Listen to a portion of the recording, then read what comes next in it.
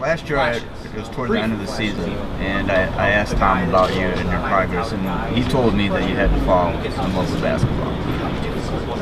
I've read in the media guide, I wanted to hear it from you, but in the media guide it says that, it wasn't brought up at the press conference, but he said that you have done that, and you've taken, like huge strides, and that he's really confident in your ability. I mean, I guess that's my question. Was it like a search for you? Like you had to fall in love with basketball? Was it always there? What was that dynamic like? Yeah, I just think, it just comes with, each year I think this program, I just fell in love with the game more and more.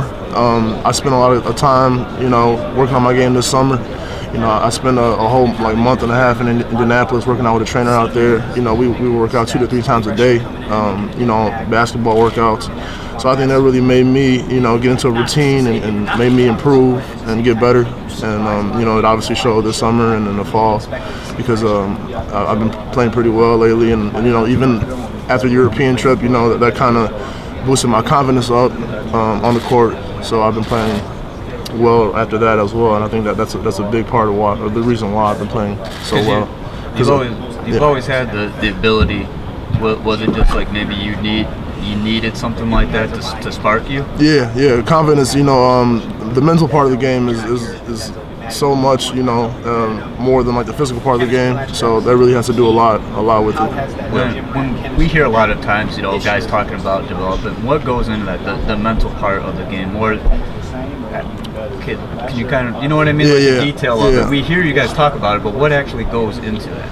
The mental part of the game really comes from experience.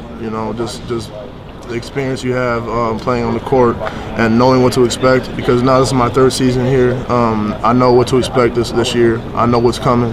Opposed to the previous years, maybe my freshman year, I didn't know at all what to expect. My sophomore year, I was starting to get in the groove of things, and now I really know what to expect and what to do. So I'm prepared for this year. I'm prepared to make an impact and contribute. Are you comfortable with the higher set of expectations placed on you? Yeah, I am comfortable with that because we even have expectations as a team to get to the national championship and win it. So I'm really focused in on that. And that's all I've been thinking about, just getting to that step and doing whatever I can, whatever it takes to get there.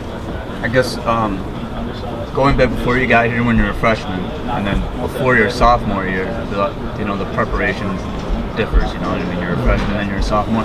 How does it differ now after now you're entering your 3rd year and you guys are coming off a Final Four? How does that kind of up the ante a little bit? Yeah, especially because we didn't reach our goal. We didn't get to where we wanted to get last year.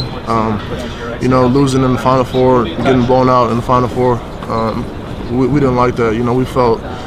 We felt like we just had some unfinished business left and to handle. And this is what we're coming back this year to finish that, finish what we left unfinished.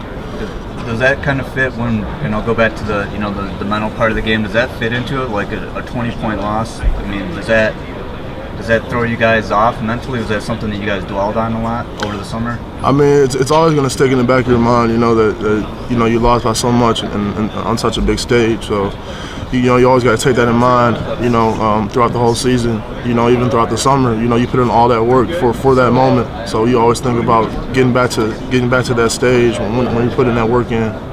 Can you tell me a little bit about what you mentioned the trainer over the summer? Can you tell me a little bit more detail about your workouts, what he had you doing, what you felt like you had to improve on? Well, it would really be 3 sessions, sometimes 2, but the morning session I would come in and do some cardio, conditioning, and lifting, but not weight lift, just body weight lifting pretty much. Resistance. Stuff like that. And then I would come back for my second workout in the afternoon, and we would do basketball workouts, work on my ball handling, my shot, my footwork, all that kind of stuff. And then sometimes I'll come back even at night for a 3rd one just to get some shots up, just to shoot, and maybe even do some more footwork stuff like that. And scrimmage, we would scrimmage sometimes too, maybe 1-on-1, 2-on-2s, things like that.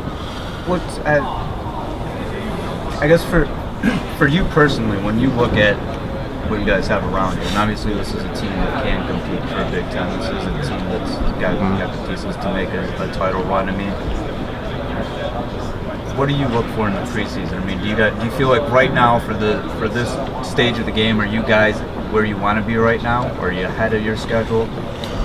I think we are like a lot of the guys, especially the freshmen. They came along pretty well, pretty quick. So I think they're ahead of the game, you know, in terms of that.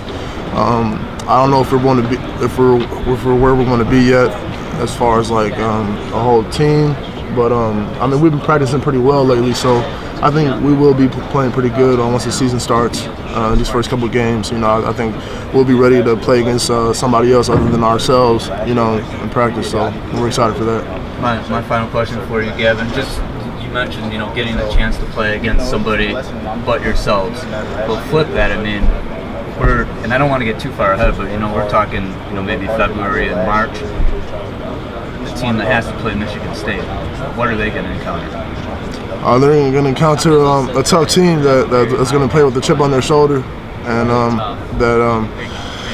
it's going to be a battle. It's going to be a hard fight because we're not going down easy at all, and that's one thing for sure. You know, we're going to be ready once February, March comes around.